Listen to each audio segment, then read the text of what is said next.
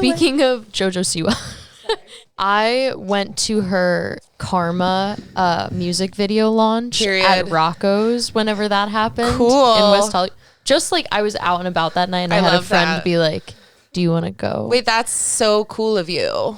It was crazy. Yeah. She played the music video 3 times in a row. Yeah, she did. She kept being like, do you guys want to see that again? And everyone was like, she was like, I guess. Well, you guys should have her on the pod. Yeah, she's been hunting us down. She has? No. I literally believed you.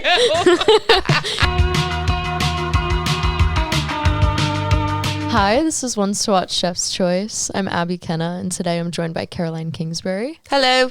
That's me. That's you.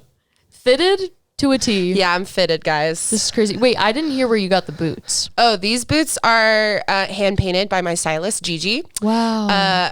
She has a shop called Secondhand Circus, and she makes a lot of my jewelry and styles me.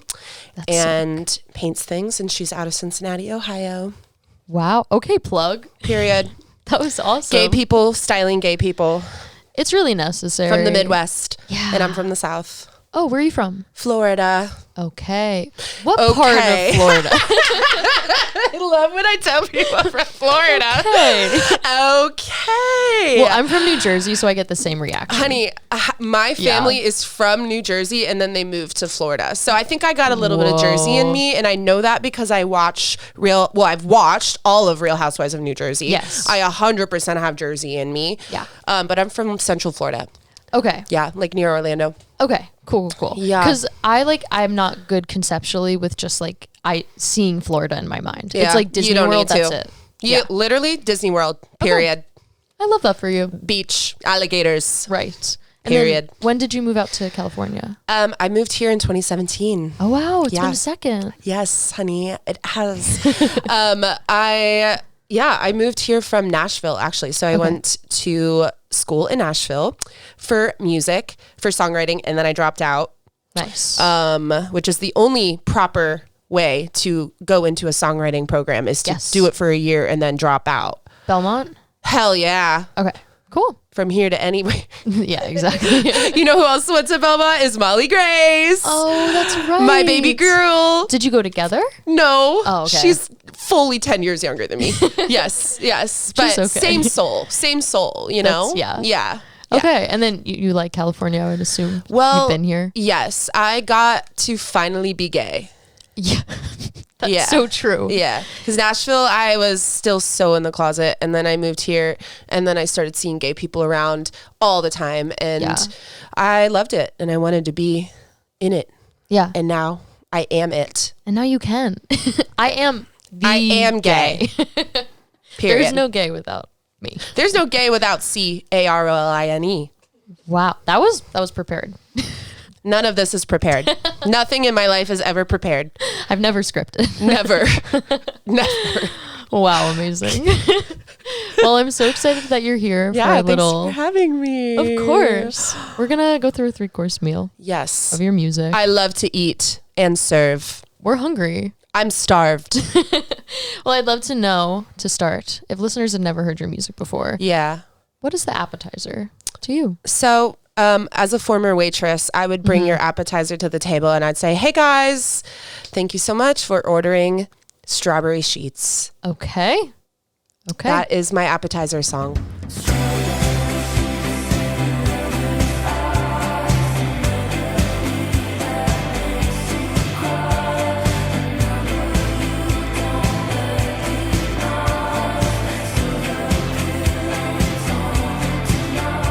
Okay, why are we starting there? So Strawberry Sheets was just this like one-off single I released in 2022, I think. And every single aspect of that song is literally, it's so repetitive and so dreamy. I literally just want to lay down in a field of strawberries. Yeah. Strawberry fields forever. That's exactly where my mind was. So. Exactly. Except for it's about lesbians and lesbian sex, basically. That was the version we all needed. So Indeed, yes. So I would serve you up some lesbian sex first. That's a good place to start. Yeah, I feel. I'm here. Guys. It's the morning time. I'm here to shock you. I'm here to shock your brainwaves. You can't shock us with lesbian sex. You said, honey, that's something I know about. Okay, I love that. Yeah. I think your like sonic perspective is a really interesting one too, and I would love to hear about how Strawberry Sheets sort of like brings us into this world of like 80s-ish, like synthy, dreamy land. Yeah, totally. I love new wave music, which encapsulates sort of, it can go rock, pop, punk. It can go a lot of ways, but new wave also just like in like the makeup, the culture, 80s new wave is my absolute favorite, and one of my favorite new wave bands is Cocteau Twins. Wow. And so I think, before I was a pop star, I was an indie star, but no one knew me. You know what I mean? Yeah. So it's funny because people will listen to me and be like, you're such a pop star. I'm like, girl, you got to go back to my catalog. I have been making dreamy indie pop for a long time. Right. So that's why I'm like, you got to just kind of dip your toe into some dreamy new wave with me. Sure. And then I will take you to pop star.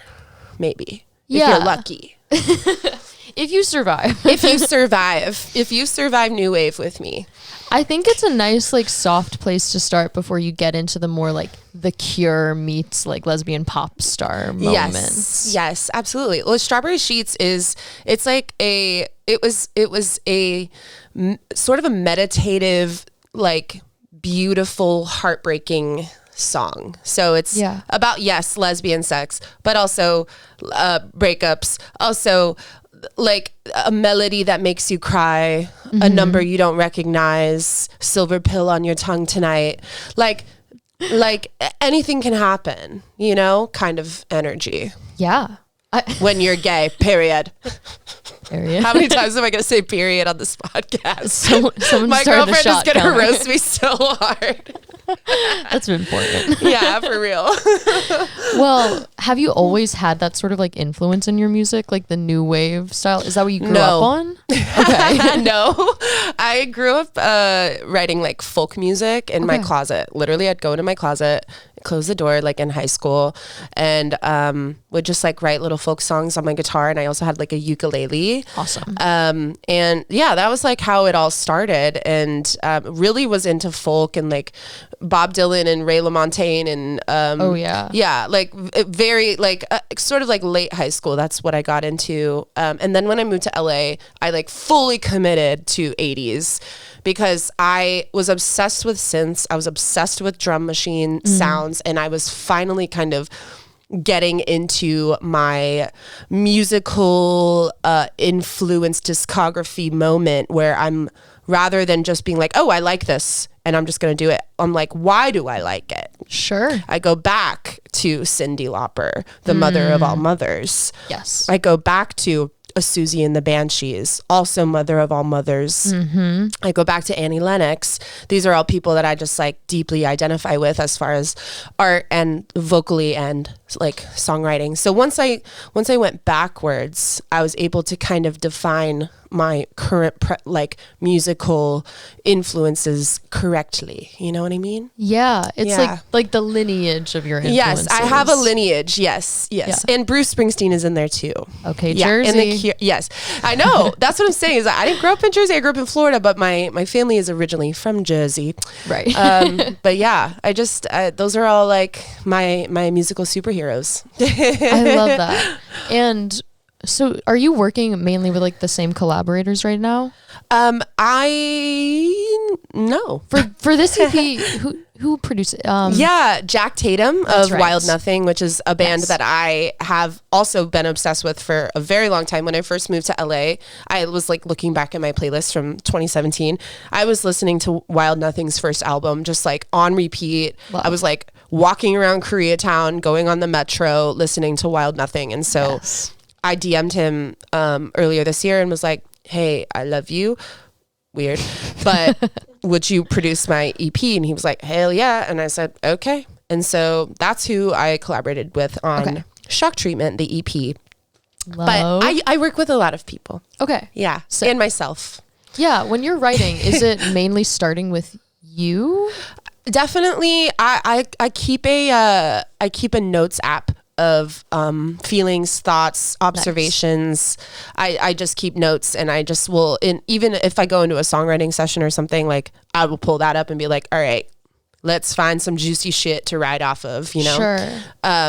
Yeah. And I my debut album, Heaven's Just a Flight, those are actually, I would say, majority like me in my bedroom producing, kind of like more bedroom pop vibes. Okay. And then as I've sort of evolved like into, you know, my pop star era, ding. That's right.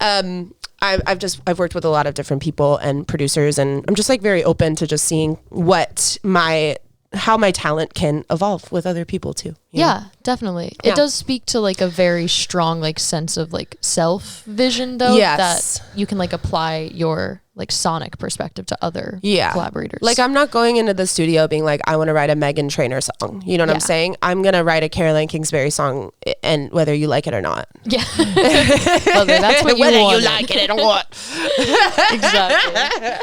Well, for our main course, I would love to know a song that represents this era now that you're in pop stardom. Yes. Well, I'm going to say your main course is going to be Kissing Someone Else. Love. And Kissing Someone Else was my first hit song. And awesome. I named it a hit and predicted that it would be a hit many years before it actually became one. Okay.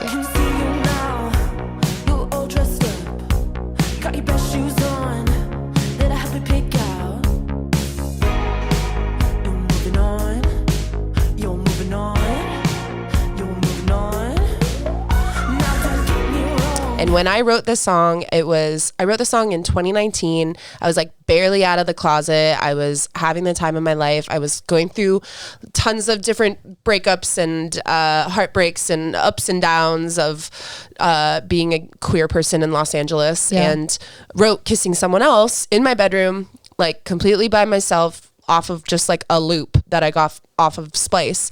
And when I wrote it, I remember like getting chills and be like, oh fuck. Cut to 4 years later. 4 years. 4 years later. Wow. It goes baby viral. And completely changed my life. Wow. What was the thing that like made that happen? It was on TikTok? Me relentlessly posting on Instagram and TikTok, which like I think that is my it's my Achilles heel of is I social media has like helped me find my like weird niche gay audience, which has allowed me to do this as my career. But it also is annoying as hell to post so much and to like feel like you're pushing yourself on people all the time. But this was last summer. I was just getting to the point where I'm like, fuck, I am literally turning 30 in like 2 years. Well, I just turned 30, but last year I was like, damn, I know this song will find the right people, especially queer people, and also seeing, you know, the rise of Chapel and Doechii and Renee Rapp and all of these amazing queer artists that were coming up. I'm like, I know this song will resonate with people. And so I had to kind of just abandon any fears or insecurity or anything and just keep shoving this song down people's throats until they finally are like, yeah, this is a hit. Right. And it ended up being a hit, but it wasn't easy one, guys. Right. Okay. It was a hard one hit, but still a hit. Still a hit. I feel like that's so important to acknowledge though, because it's like Caroline Kingsbury, a new artist. And it's like, I'm so new, I've guys. been pushing this down your throat for years. It's a very interesting landscape, but I'm glad that you're like getting your flowers. Thing is, people don't want to listen to. Okay, this is a hot take. Sure. I don't think people really want to listen to a new artist. I think they want to believe you are a new artist, but then you come on the scene in their mind and you are just fully formed. Right. But the fans and the people that come along the journey with artists, like I know people by face, by name, whenever I tour, whenever I play shows, people who have been there with me listening to this song before anyone else knew about it. And for me, you know, that connection with people and them like recognizing my talent before anyone else did, I'm like, real one. Yeah. Real one. That means the world. Yeah. And music fans, you have more power than you give yourself credit. Like an artist, you know, a small artist has 500 dedicated fans. They could probably make a living. you know, 500 dedicated there, showing up at the shows, buying merch, you know, streaming your music.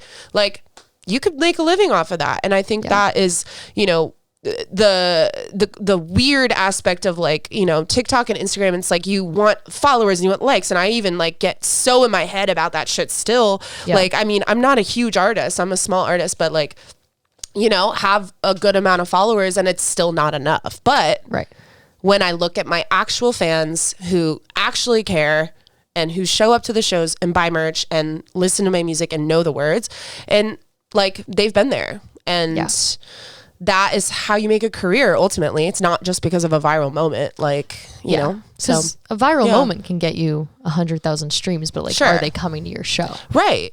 And if you have, I think that's like, anytime an artist is like, well, give me advice, I'm like, God, I don't know, but I would say like, focus on the fans you have and like really like get them in your world and like share anything you feel with them, that like they I don't know, that's how you build is like one-to-one.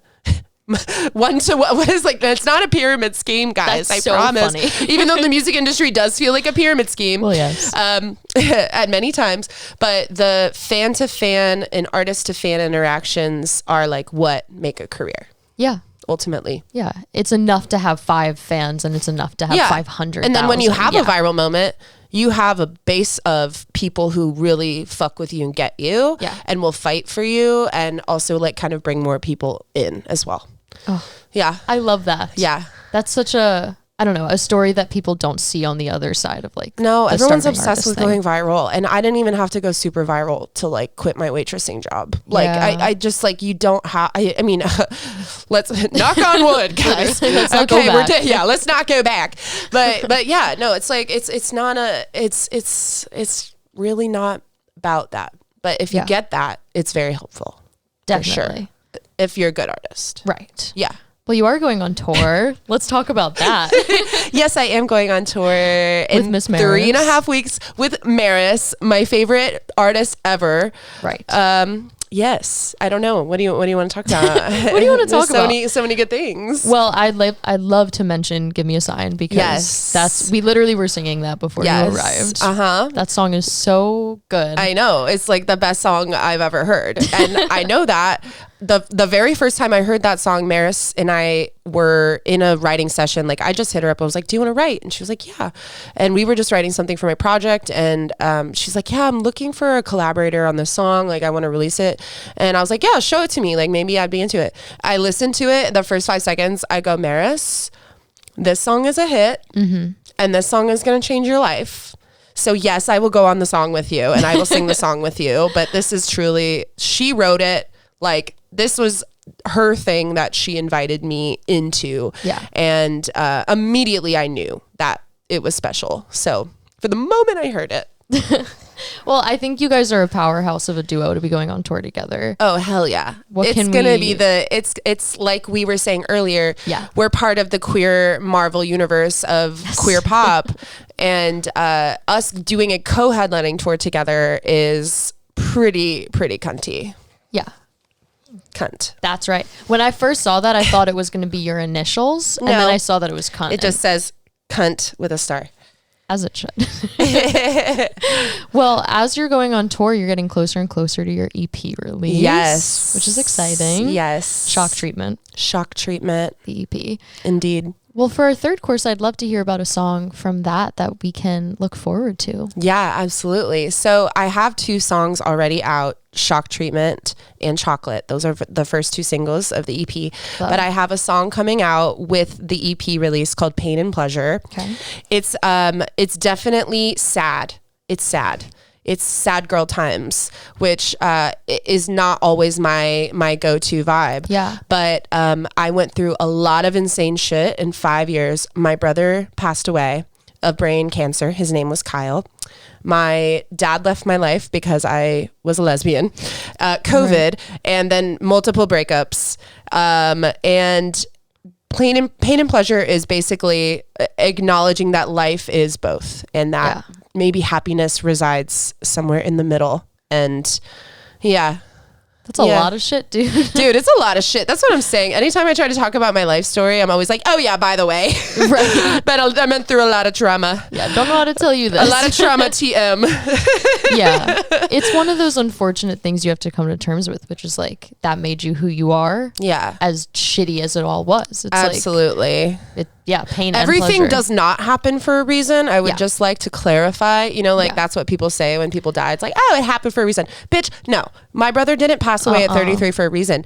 But the things that have happened after for me and my family's life and I don't know, I guess I'll just speak about me, but like the growth, the growing pains, the healing, and the trust that I've had to just develop within myself to be like, okay, no matter what happens in life, which I think is very relevant to the current circumstances of this country, is like, no matter what happens, I need to make sure that I'm good, and I need to make sure that I can take care of myself and continue on.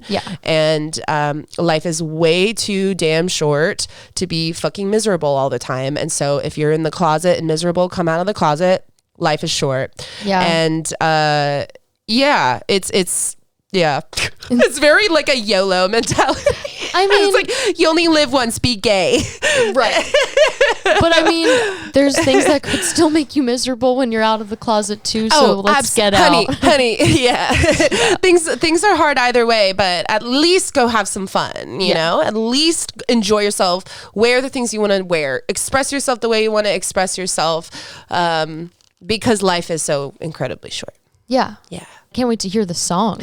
Yes, it's sad. My mom has been begging me to release it. She's like, I just love your voice on a ballad. Okay, so Mama Kingsbury says my voice sounds great on this ballad. So what else do you need? Every pop star needs a good ballad, like a good story song. Absolutely. Yeah. Absolutely. And this is that. I'm so excited.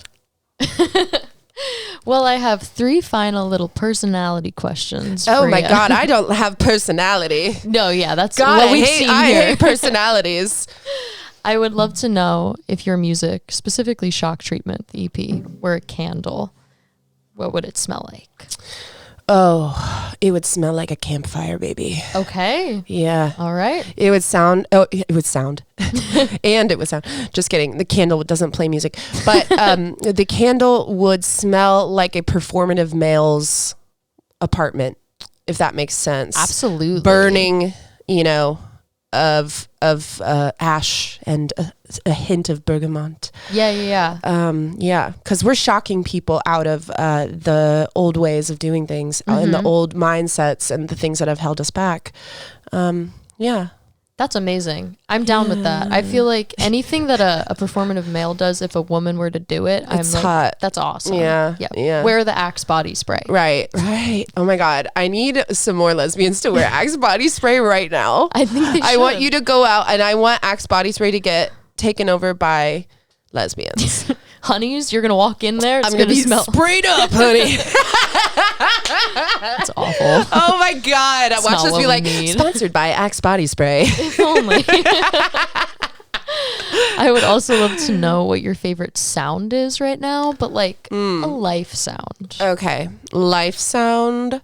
I think I like this. Okay. All right. I'm just going to get into it. I'm just going to go. Good. Yeah. Oh God. Nothing better. Enough said. Nothing better. Nothing better. Well, my final question is who your ones to watch are. So. Oh my God, honey. Yeah. Let me tell you. To? Let me tell you right now. I'm going to tell you there's an artist out of Toronto, Francesca Wexler. Y'all need to get into that. Okay. Francesca Wexler is an amazing rapper, singer. I mean, like, I hate Kanye West so much, but she's kind of doing early Kanye West energy, but lesbian.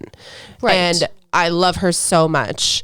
Another is Maris, my girl. Maris is a undeniable generational talent, and she has so many good songs that like still need to blow up, so please go do that. And then I also want to shout out my friend Juliana Zachariou.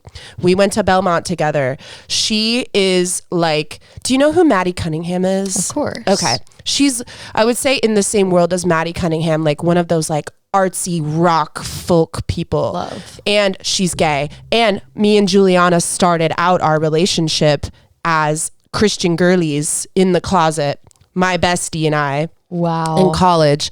And I was just in her wedding a couple years ago where she married a woman, and I'm gay, and it just is beautiful. And yeah, so those are my people. Please. That was a lot of hope. I needed that. Oh my God. Okay, listen. If there's one thing about me, it's that like the world is dark, yes, but music and queer culture, and I don't know, I just talk so much about queer artists and queer music because for me that is hopeful. Seeing Doechii at Lollapalooza when I just played a few weeks ago was me crying when she goes, "This is for the gays," me just weeping. Yeah. Just weeping because this is the future. You know what I'm saying? They can't squash the future. The future is already here. So if that gives you any hope. Gave me the chills. Oh, yay. I love that. Thank you so much for being here. Thank you for having me. Yeah. Oh my God. I hope this was a tasty meal. It was delicious. Okay, good. In my opinion. Perfect. My waitressing skills did me well. Well, once again, this is One Swatch Chef's Choice. I'm Abby, and this is Caroline Kingsbury. Catch her on tour. Catch me on tour in 3.5 weeks. See you there.